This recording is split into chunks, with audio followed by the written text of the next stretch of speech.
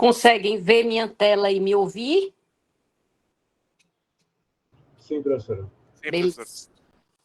Então, vamos lá. Hoje a gente vai falar um pouquinho sobre a entrevista médica, sobre a anamnese e sobre o prontuário, que é, na verdade, aquilo que vai registrar e que vai guardar o resultado do nosso contato, seja ele primeiro, seja ele múltiplo, com o nosso paciente, né? Antes de mais nada, é importante que a gente reflita sobre o nosso comportamento, sobre a nossa postura. Houve uma época em que esse comportamento, essa postura, ela não, não refletia tanto a nossa capacidade profissional como hoje. Hoje, a gente tem. Não é mais só o que o paciente lembra, não é só mais o que o acompanhante lembra. Hoje, a probabilidade daquilo que a gente faz durante uma consulta ser registrado é muito grande. E dentro da construção da relação médico-paciente, é muito importante que a gente transmita confiança e que a gente consiga conquistar aquele paciente. Enquanto pessoa, nós podemos ter qualquer opinião sobre qualquer tema. Enquanto médico, a gente precisa ser completamente neutro. Então, eu trouxe um videozinho rápido para iniciar esse processo de reflexão sobre a importância da anamnese, a importância do prontuário e, sobretudo, a importância do nosso compromisso e da nossa seriedade nesse processo, independente das nossas opiniões pessoais. É um vídeo rápido, fiquem atentos.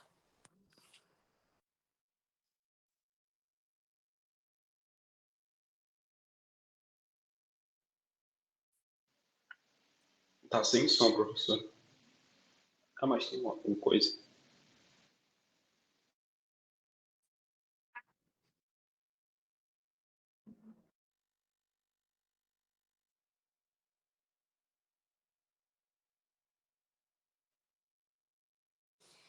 Então, hoje, tudo que a forma como a gente se porta, ela é observada. Então, tecnicamente, não é mais só sobre a gente ser bom, é sobre a gente ser ético, é sobre a gente valorizar a queixa do paciente, é sobre a gente praticar essa medicina humanizada, tá? Então, era mais um temazinho de reflexão sobre como é que a gente vai construir esse relacionamento, como é que a gente vai se posicionar diante do comportamento do paciente, do comportamento da sociedade, dos meios de comunicação, de todo esse processo que vai reger a nossa profissão. Apesar da lei de proteção de dados, qualquer um de nós está sujeito a ser filmado durante um procedimento e as imagens vão acabar denegrindo ou exaltando a nossa capacidade profissional, que hoje vai muito além de uma capacidade técnica, tá?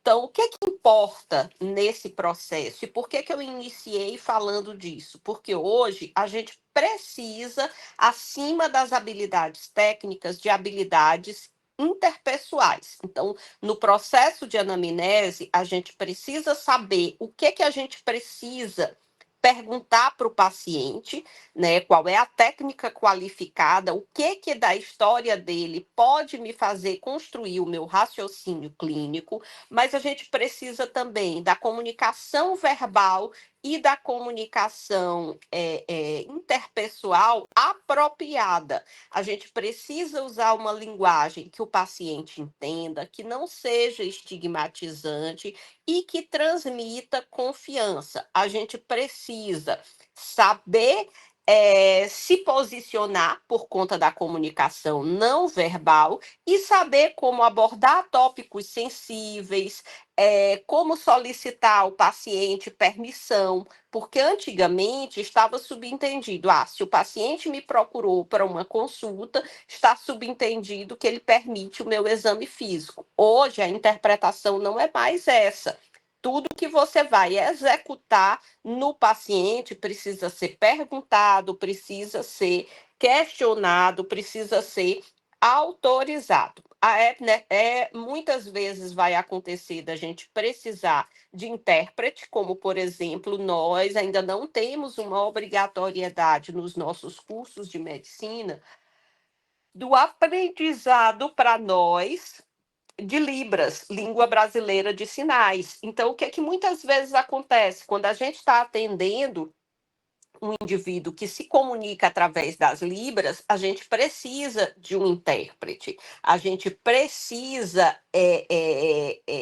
de uma terceira pessoa nessa relação. Então, é muito importante que a gente tenha essa capacidade comunicativa, seja com o paciente, seja com o seu intérprete. É preciso que a gente saiba, dentro desse processo de comunicação, a forma adequada de comunicar um diagnóstico, de comunicar uma notícia séria, como fazer isso de forma a motivar o paciente a seguir com o tratamento e, além dessas diretivas de como se comunicar com o nosso paciente, é muito importante que a gente saiba se comunicar com os nossos colegas, seja um colega médico que vai emitir um parecer ou uma segunda opinião, seja um colega de outra área do cuidado para com o nosso paciente. Então, a gente tem uma série de desafios que vão muito além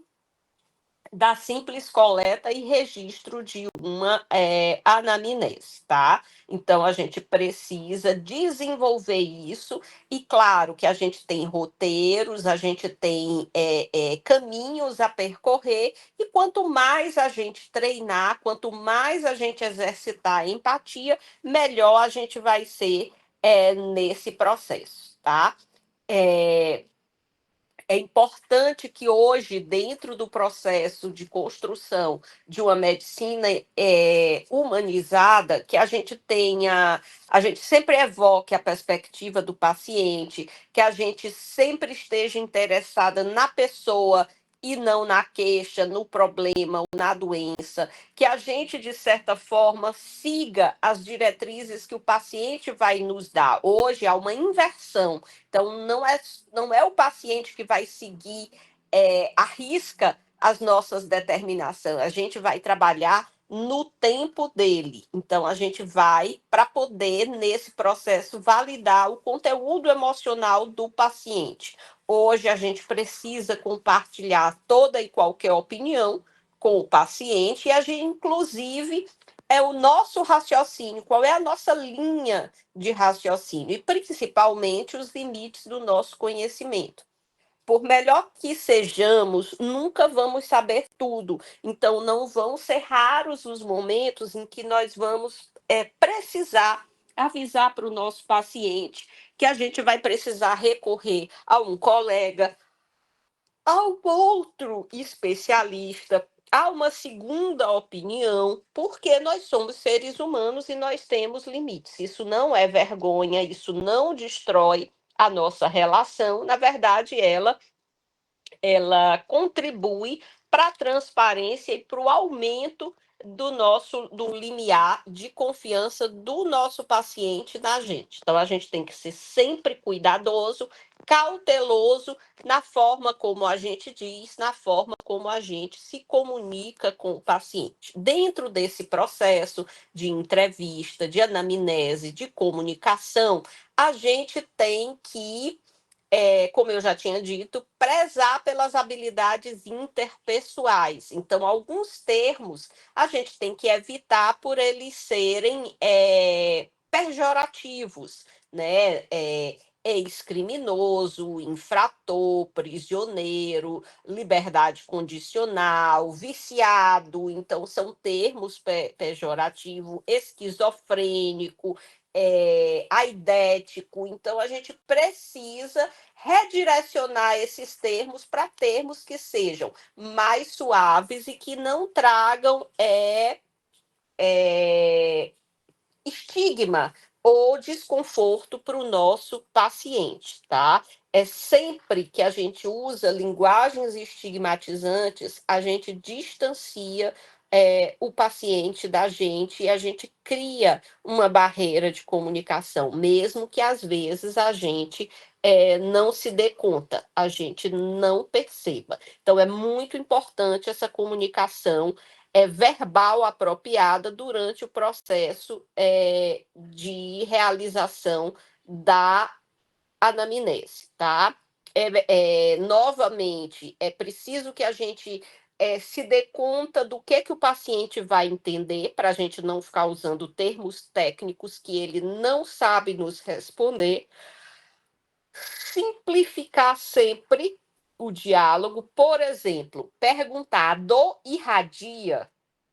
Não necessariamente o paciente vai entender. Então, eu posso simplificar isso de que forma? A dor aparece em outro lugar, a dor ela se prolonga para outro lugar, ou ela responde em outro lugar. São termos simples, são termos não científicos, mas que a grande maioria do paciente vai perceber. Sempre que a gente estiver usando um termo muito técnico e a gente perceber que o paciente não entende, a gente pode pedir desculpas e traduzir para um termo que o paciente entenda.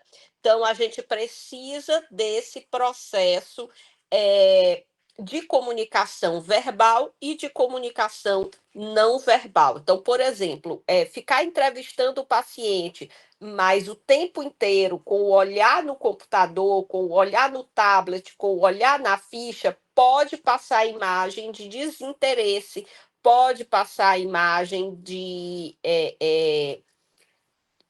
além do desinteresse no paciente, pode passar a imagem de desleixo para com aquilo que eu já deveria saber. Por exemplo, é uma coisa que eu sempre, quando a gente vai para a prática, eu peço: tentem, uma única pessoa fica com o roteiro e faz as perguntas, todas as outras estão atentas ao paciente, para evitar que a gente pergunte a mesma coisa mais de uma vez, para evitar que o paciente ache que estamos excessivamente inseguros e precisamos daquele roteiro o tempo inteiro. Então, a gente precisa exercitar a nossa capacidade de ir absorvendo o roteiro para que a gente possa desligar desse roteiro, desligar do tablet, desligar do prontuário, e que a gente possa ir transformando essa entrevista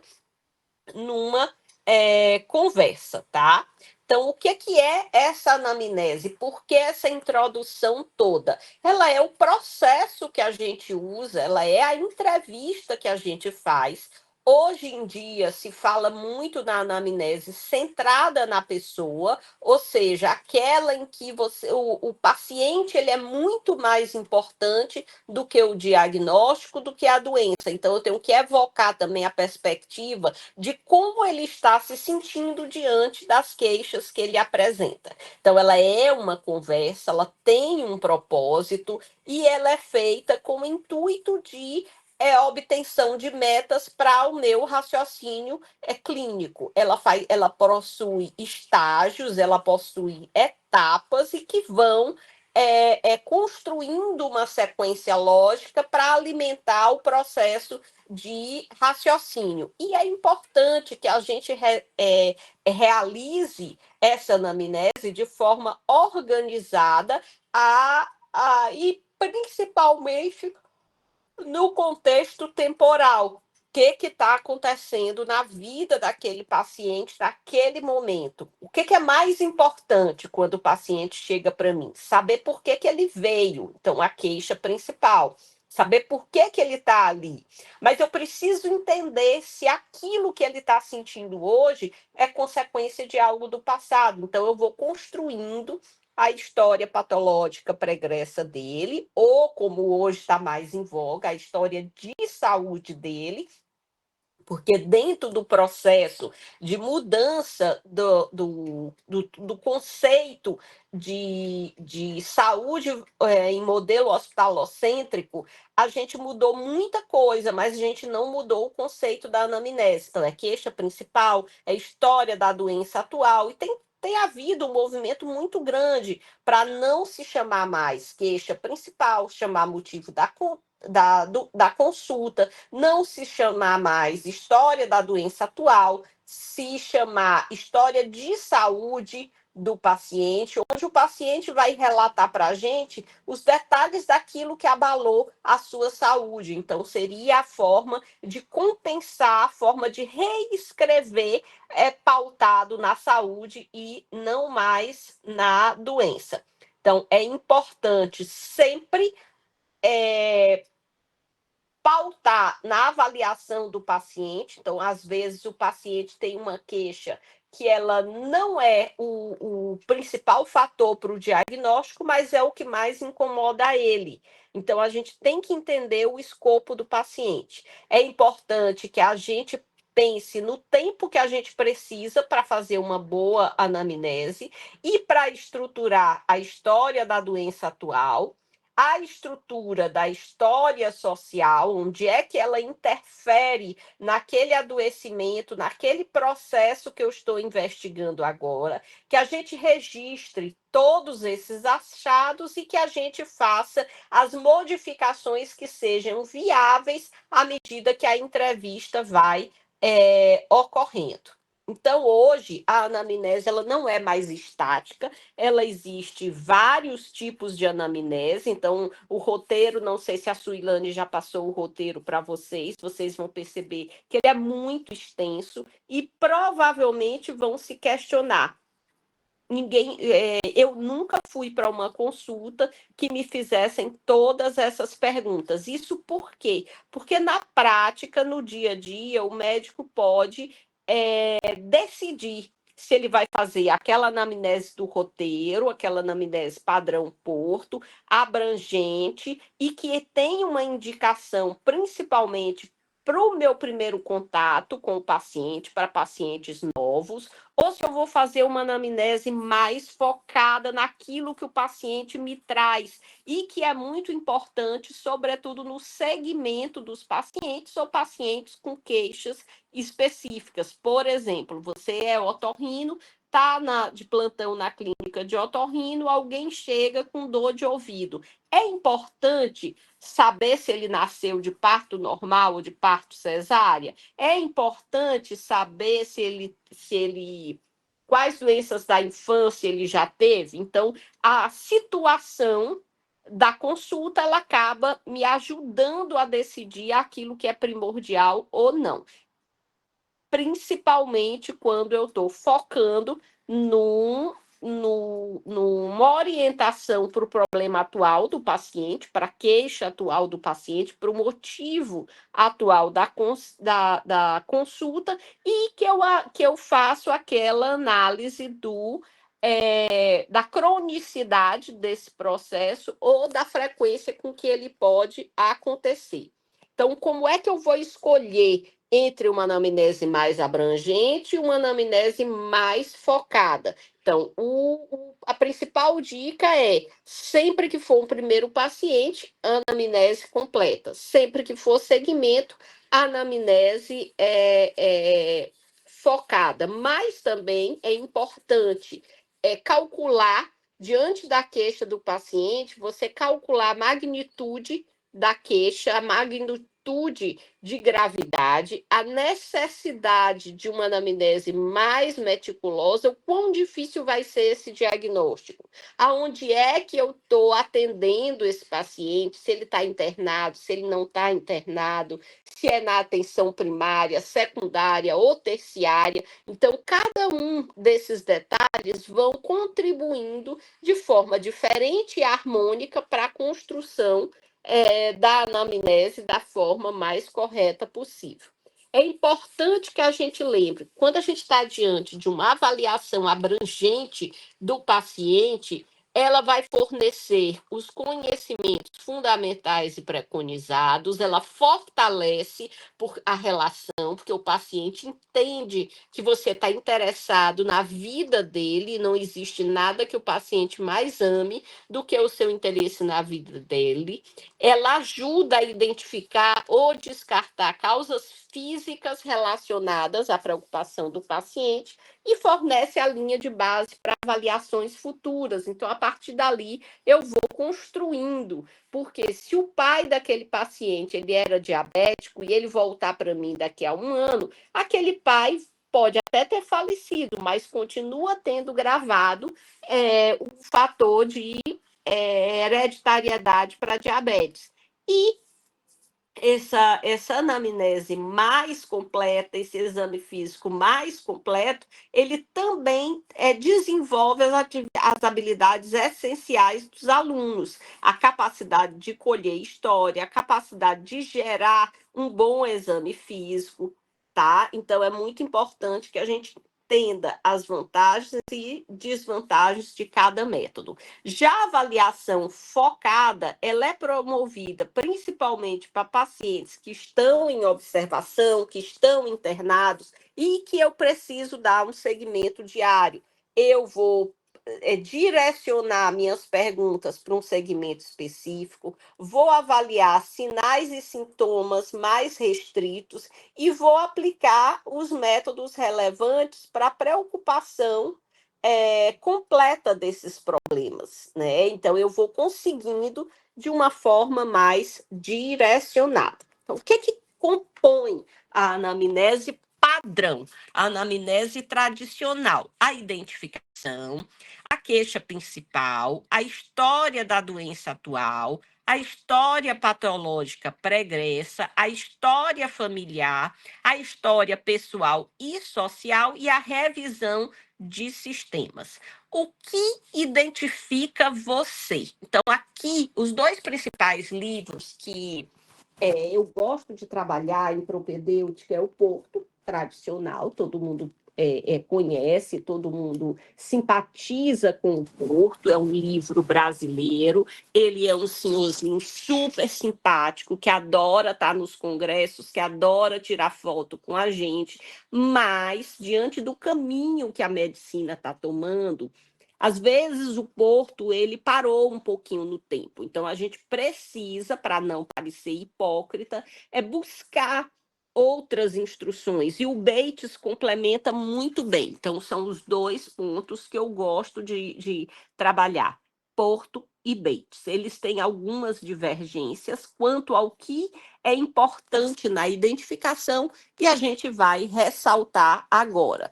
Por exemplo, o Porto, ele quer nome, ele quer idade, ele quer sexo, ele quer cor e ele quer etnia. Vamos às críticas. Qual é a nossa cor, né? Qual é a nossa etnia? O Brasil é um país de ampla miscigenação, então é complexo a gente dizer qual é a nossa raça e qual é a nossa cor. A cor para fins demográficos, ela é autodeclarada. Então, por exemplo, se eu estiver atendendo um paciente e ele me disser que é negro e eu não concordar, eu tenho que anotar que ele é negro. Se ele me disser que é branco e eu não concordar, eu tenho que anotar que é branco, porque no Brasil é autodeclarada. Branco ou preto, eu posso dizer qual é a etnia dele? Não, no Brasil nós temos uma mistura muito complexa de brancos, de negros, de índios, de orientais. Então, assim, nós somos uma verdadeira salada étnica, né? Então, tudo isso nos complica dentro desse sentido. Seria importante para um país sem toda essa diversidade, com certeza, a etnia. Por quê? Porque a gente sabe que a etnia pode influenciar em alguns processos farmacológicos. Por exemplo, os orientais, eles metabolizam mal alguns medicamentos e então precisa de ajuste posológico. Um exemplo clássico é a rosuvastatina. Nos ocidentais, em média, a gente começa o tratamento com 10 miligramas, nos orientais a gente começa com 5 miligramas. Já o Bates, ele pede nome, idade, sexo, mas ele também quer data e hora para garantir que aquilo que você está examinando agora e está diferente do que foi examinado ontem é possível. Por exemplo, a ausculta pulmonar. Eu posso ouvir um ronco pela manhã, à tarde, se o colega examinar, ele pode não ouvir mais ronco nenhum. Então, daí o Bates defender a importância da data e da hora. E ao pé da letra, a gente consegue perceber que para ambos as diferenças de fatores de identificação, a gente tem justificativa para solicitar, tá? O Porto, ele pede profissão, local de trabalho, naturalidade e procedência. O Bates pede fonte da informação. Então, aqui todos são muito importantes. Então, por exemplo, quem está dando a informação é o acompanhante ou é o paciente? Existe um tradutor, existe um intérprete, então eu preciso dessa informação. Qual a profissão? Onde é que esse cara trabalha? Eu preciso enquadrar se a possível doença dele pode ter viés ocupacional. Então, é muito importante. A procedência também é muito importante. Esse cara acabou de chegar da África, de algum país com alguma doença endêmica diferente da nossa situação. Então, são fatores muito importantes, né? O Porto pede nome da mãe e o Bates pede confiabilidade. Nome da mãe, por que é importante para evitar os homônimos e por que é importante a confiabilidade? Para que o entrevistador, o próximo médico, esteja atento. Eu acho que esse cara não me contou a verdade. Então, é uma anamnese de baixa confiabilidade. Ele estava muito tenso, ele estava muito desconfiado, ele não se sentiu ainda seguro. Daí, se, por exemplo, ele te disse que não bebia, e em uma consulta posterior ele te diz que bebia sim e bebia muito, você vai conseguir entender o porquê dessas informações divergentes. Saindo da identificação, a gente vai para a queixa principal, que é aquela temáticazinha que vem sendo cogitada, deixar de ser chamada de queixa principal e passar a ser chamada de motivo da consulta. A queixa principal nós vamos registrar com as palavras do paciente. Então, o paciente pode dizer dor nas cadeiras, o paciente pode dizer baldeação, o paciente pode dizer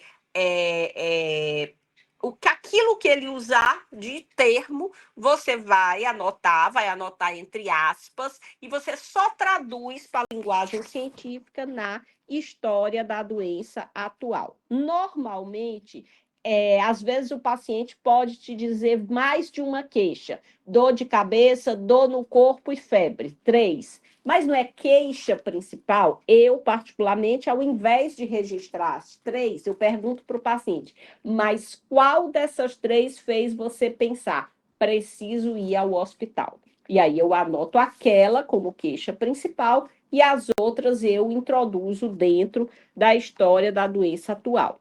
Eu também tenho essa, como eu já falei, essa dicotomia em motivo da consulta, sobretudo para atender às exigências da medicina preventiva. Saindo da queixa principal, nós temos a história da doença atual, ou seja, eu vou detalhar aquilo que fez o paciente me procurar, aquilo que está causando a doença dele. E às vezes o paciente tem uma queixa principal, foca tudo na queixa principal, mas a queixa principal dele quando a gente vai construir a HDA, nem era o problema de base de saúde. Por exemplo, o Porto cita Um exemplo clássico, que é aquele paciente idoso que busca como queixa principal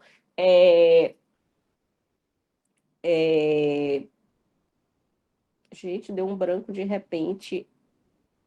Impotência sexual, e quando você vai colher a história da doença atual, você percebe que o seu raciocínio clínico ele vai caminhar para diagnosticar o paciente com um problema endocrinológico como o diabetes, e que não que a queixa dele ela era só a pontinha do iceberg para algo bem mais complexo do que a disfunção erétil, né? Então, a HDA, ela vai meticulosamente caracterizar a queixa principal para construir esse raciocínio clínico. Então, eu tenho que trazer tempo de duração, característica, como começou, mudou de padrão, fatores de piora, fatores de melhora.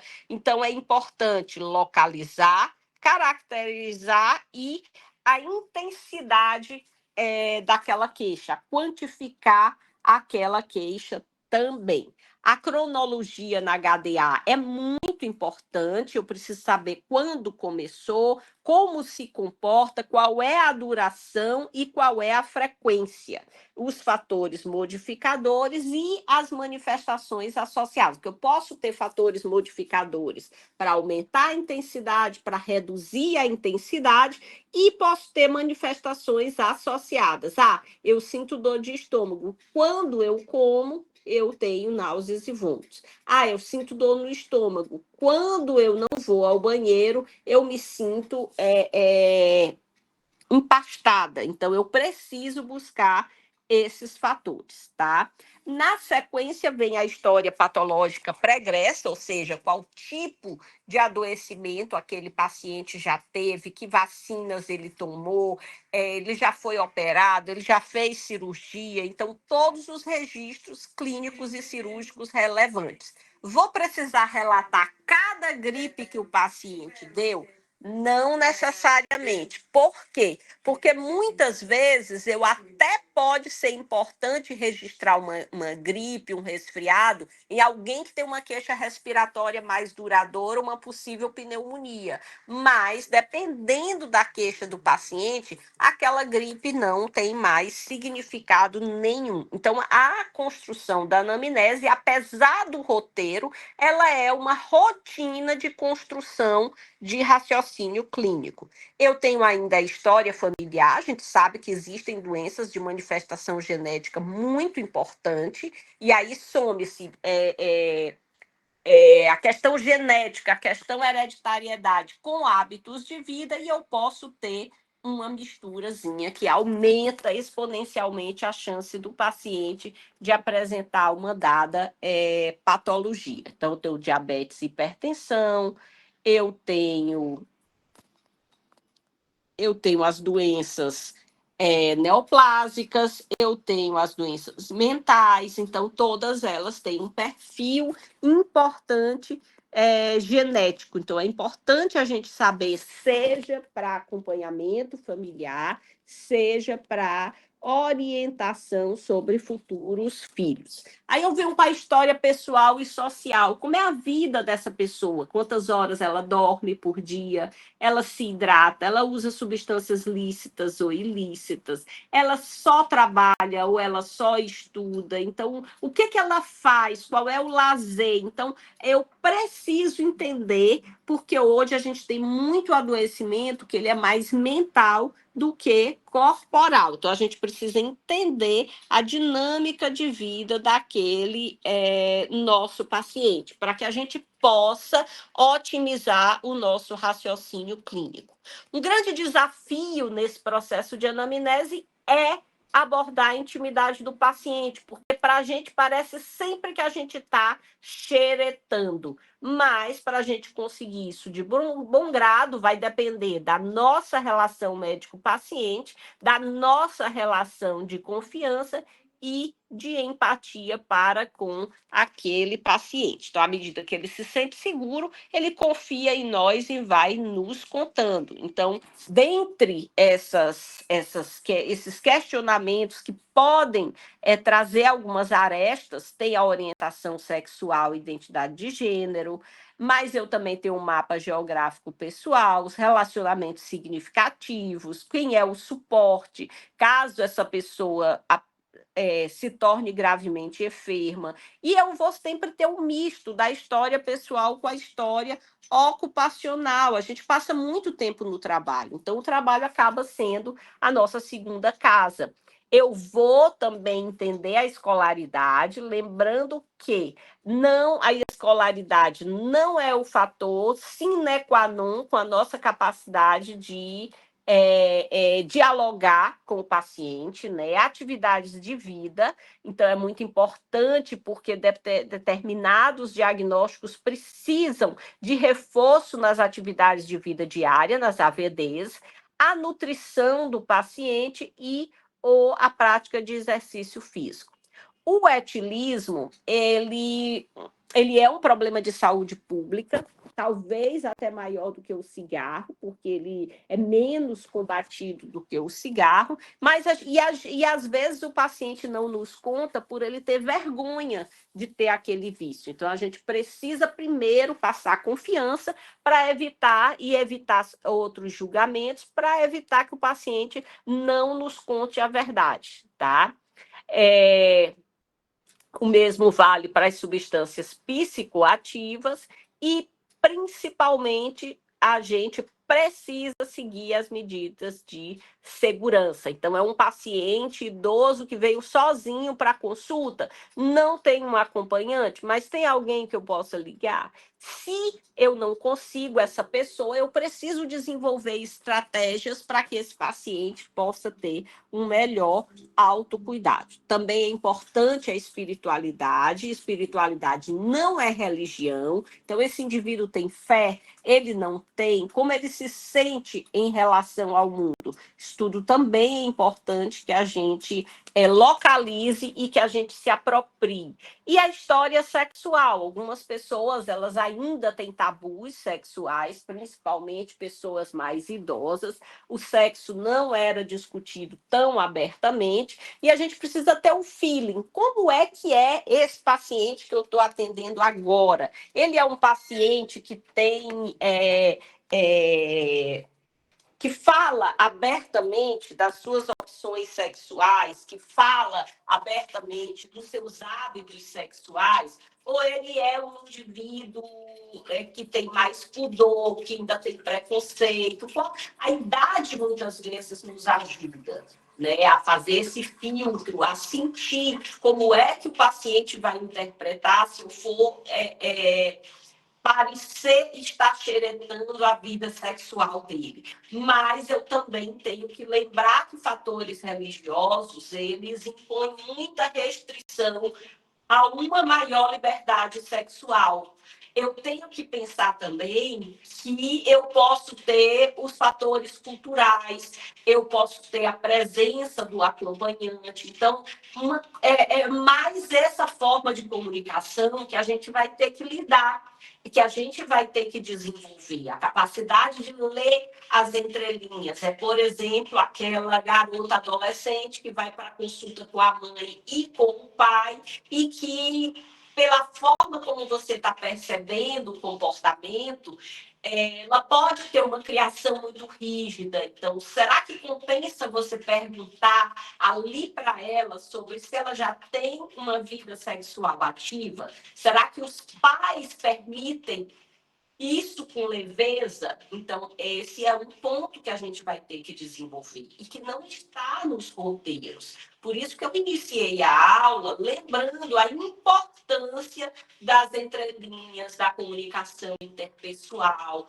da gente pensar no outro, para que a gente não torne a nossa consulta um problema na vida daquela pessoa, que é o que vai acontecer se a gente tiver com um adolescente cuja família é muito rígida e não dá abertura para ela discutir sobre orientação sexual, sobre hábitos sexuais, sobre sexo seguro, sobre prevenção de DST.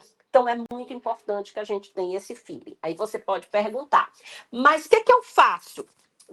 O paciente, ele tem uma tendência a ele ser muito prestativo com a gente. Então, se você perceber e precisar fazer uma pergunta dessa natureza, você pode pedir ao acompanhante: "Ô, dona fulana, a senhora poderia, por favor, buscar um copo d'água para mim?" E previamente, se você atende muito adolescente, você já tem combinado com a sua atendente, com a sua secretária. Quando você pedir isso, ela segura o paciente, o acompanhante, um pouquinho para você poder fazer essa pergunta. Porque quando as famílias são muito rígidas, se você simplesmente pede para o acompanhante sair, ele não confia mais em você e aquela consulta se torna a última, tá? Então, são pontos muito importantes. Além dessa anamnese tradicional, que é a anamnese padrão Porto, com essas pequenas variações em relação ao Bates, a gente ainda tem o método do SOAP. Vocês já foram nas UBSs, já perceberam como é o prontuário eletrônico no SUS? Então, o SUS no Brasil, por ser as UBSs atenção primária, ele copiou o modelo canadense de atenção primária e ele usa a anamnese no modelo SOAP. O que é o modelo SOAP? Ele é um prontuário orientado para problema e evidências de registro da pessoa. Então, o S, por exemplo, é o subjetivo, é como se fosse a queixa principal. Então, é uma fala livre do paciente. O que é o O? É o objetivo, é aquela sua percepção. O que é o A? O A é a sua avaliação, é o resultado do seu exame físico. Vejam a sutil diferença. O O é o objetivo daquilo que o paciente trouxe de subjetivo. Qual é o ponto objetivo para você ir para o exame físico? Né? No A, você faz o exame físico e no P, você propõe o plano para aquele paciente. Então, ela é uma anamnese simplificada, ela não vai gastar energia com hábitos de vida, à exceção daqueles hábitos que o paciente citar no subjetivo. Então, e é um modelo de anamnese pautado em atenção primária, pautado em medicina preventiva. Aqui nesse próximo slide, eu coloquei para vocês a definição completinha do que é o subjetivo, do que é o objetivo, do que é a avaliação e do que é o plano, dentro da ideia do SOAP. Então, quando vocês estiverem indo para a UBS, vocês vão perceber que o prontuário eletrônico do SUS, o SUS, ele não tem uma anamnese no modelo tradicional do Porto, com todas aquelas etapazinhas que a gente vai trabalhar. A critério de vocês, a gente pode, num determinado momento, fazer uma das aulas com anamnese SOAP, no formato SOAP, para que vocês emitam a opinião de como vocês se sentiram, como vocês sentiram a percepção do paciente. Para alguns estudiosos, a anamnese no formato SOAP, ela estreita o vínculo, porque você deixa de fazer tanta pergunta, você deixa de ser um inquisitor na vida do paciente, e ele é quem vai nortear tudo, trazendo para você o que ele considera importante, tá? Então, as vantagens consideradas do SOAP é que ele permite ordenar as informações em uma sequência lógica, ele traz agilidade e rapidez para a consulta, o médico facilmente ele consegue acompanhar aquilo que ele planejou, ele consegue revisar a consulta anterior na próxima consulta e ele foca naquilo que é importante para o paciente. Então, ela é muito uma anamnese, uma forma de anamnese centrada na pessoa, tá? E aí a entrevista acabou, seja pelo método do SWOAP, seja pelo método tradicional. O que é que nós vamos fazer? Nós vamos registrar no prontuário. E o prontuário do paciente, ele é um documento legal, ele é uma fonte de pesquisa, ele é uma forma de monitorar. Nós não vamos ter memória, por melhor que seja, a nossa capacidade de memorizar os dados de todos os pacientes que a gente atende. Então, ele é esse reforço para que a gente lembre, para que a gente possa acompanhar a saúde do paciente. Ele também permite pesquisa, ele permite que o plano de saúde, o próprio SUS, faça a cobrança dos valores devidos, dos repasses.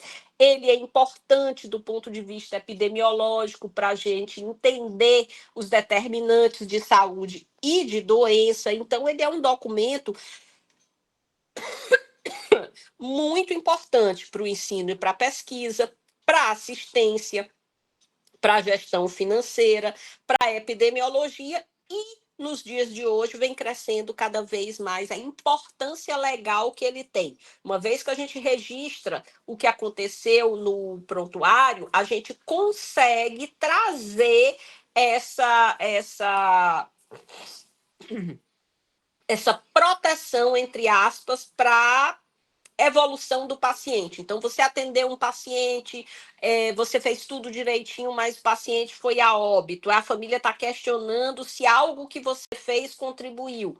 Se você tiver registrado tudo no prontuário, muito provavelmente o prontuário vai provar que apenas a gente não vai salvar todo mundo, né? Então, é muito importante esse preenchimento adequado, esse preenchimento legível, a ausência de rasuras, para que a gente possa mostrar que houve um comportamento e uma conduta idônea da nossa parte, tá?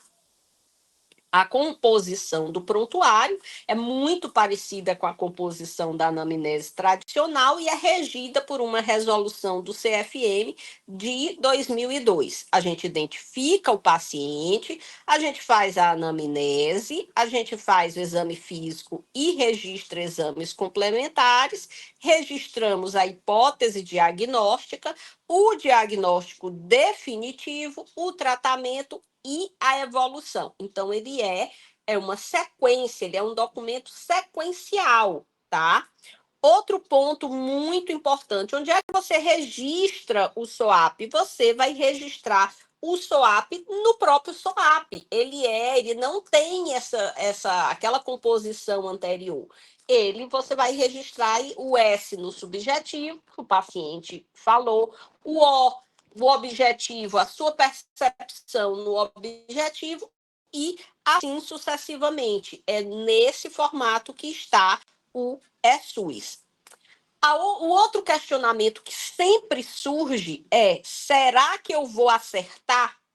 Você vai precisar treinar, você vai praticar, praticar, praticar. E quando você chegar lá no internato, você já tem uma habilidade desenvolvida para esse preenchimento, para críticas a preenchimentos incompletos, e você vai conseguir realizar um bom trabalho. Mas registro de anamnese, registro em prontuário, a gente precisa escrever e passar a anamnese para o prontuário não é tão simples como fazer uma redação, porque eu preciso ter já um raciocínio clínico e preciso entender aquilo que é importante e aquilo que é irrelevante para que o prontuário não se torne prolixo, porque não cabe prolixidade num prontuário médico, tá? Então, é um processo de aquisição desse conhecimento.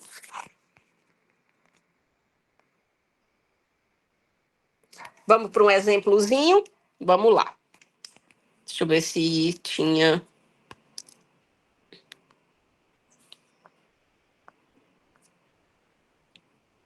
Exemplos ajuda. Vamos para esse.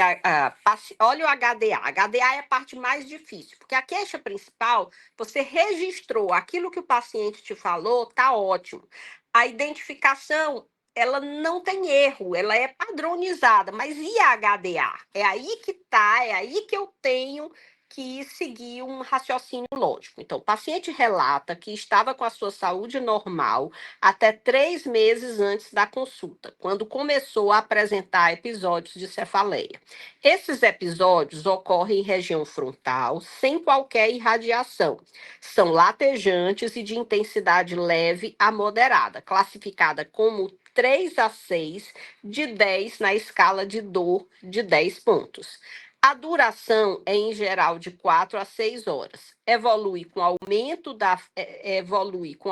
da frequência de crises, começou com 2 episódios por mês, mas agora, em média, 1 vez por semana.